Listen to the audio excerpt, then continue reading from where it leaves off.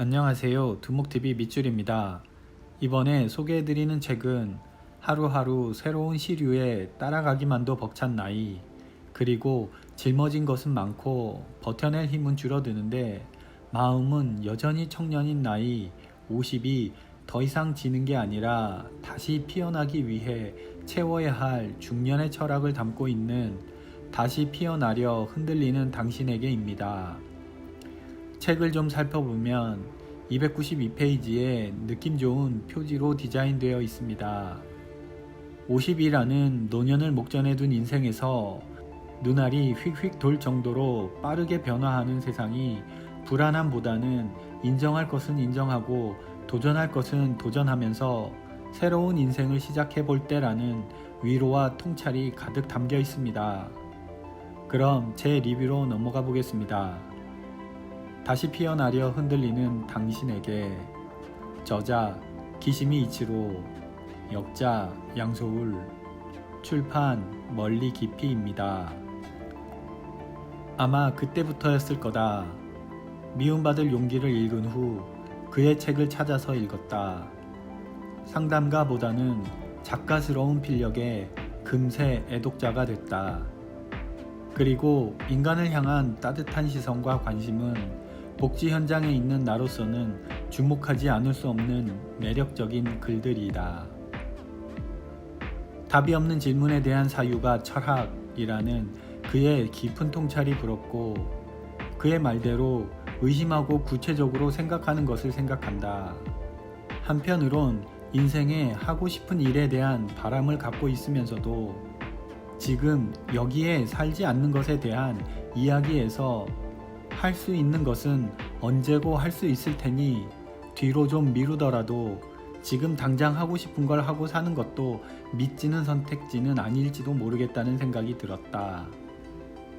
하지만 나는 해야 하는 일을 하고 살다 보니 매일 시작과 끝이 깊은 한숨이다. 내게 하고 싶은 일이란 불안으로 내몰리는 일이고, 그게 먹고 사는 문제에서 사실 따박따박 나오는 월급을 포기하기란 말처럼 쉽지 않다. 어쩌면 삶이 불안해지면 불평불만도 사라질지 모르겠지만, 여전히 관계에 주목하는 그의 이야기는 미움받을 용기가 필요하다고, 굳이 모두에게 호감을 얻기 위해 자신의 감정을 무너뜨리면서까지 맞추지 말 것에 용기를 내라고 한다. 이런 위로는 따뜻하다.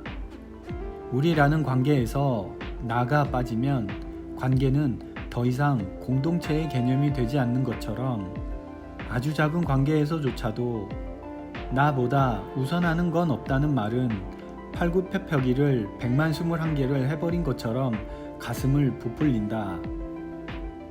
관계 속에서 갈등이 만들어지는 이유를 참견하기 때문이며, 타인의 인생에 감나라 배나라는 도움이 안 되고, 원하지 않는 도움이나 요청은 단호하게 거절하거나 당연이라는 함정에서 벗어날 때 앞으로의 관계에 도움이 된다고 조언한다.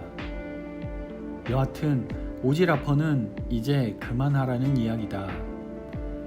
한편 사람은 안 변한다고들 하는데, 오죽하면 사람은 고쳐 쓰는 거 아니다 라거나 사람이 변하면 죽는다 라는 말이 있을까. 그런데 그는 변한다고 확신한다.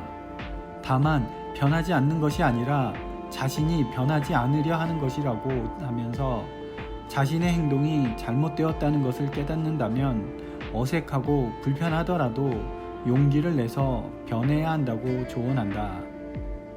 도무지 긍정할 수 없을 때조차 긍정하는 게 필요한 세상이지만, 그는 죽음과 관련한 내용에서 무조건적인 긍정을 삼가할 것을 권한다. 덧붙여 부모 자식의 관계를 통해 과거와 미래에 대해 부정적이 되는 이유로 지금을 살지 않아서라는 지적은 기꺼이 공감된다. 소지도 소유도 하지 않기. 235쪽. 이 책은 저자 특유의 권유형 문체가 유독 담담하게 느껴졌다. 중년의 삶에도 치열하게 살아가는 현재의 자신과 죽음을 향한 노후의 삶에서 느낀 것들을 과연 어떻게 받아들이고 선택하는가에 대한 조언이 가득 담겼다. 관계에 시달린 오늘이 있다면 아무 곳이나 펼쳐 읽어도 위로를 전하지 않을까 싶다. 우리는 나답게 지금을 살아야 한다. 내일 할 수 있는 일은 오늘 착수한 일이라는 말은 엄밀하게는 내일 할 수 있는 일도 오늘 착수한 일일 겁니다. 내일 할 수 있을지 어떨지는 실제로 알 수 없습니다. 내일밖에 할 수 없는 일이라도 오늘 조금이라도 할 수 있는 게 있다면 미리 착수하는 것이 인생을 미루지 않는 방법이라는 뜻입니다. 280쪽. 저와 함께 편안하고 좋은 시간이 되셨다면 좋아요와 구독 부탁드립니다.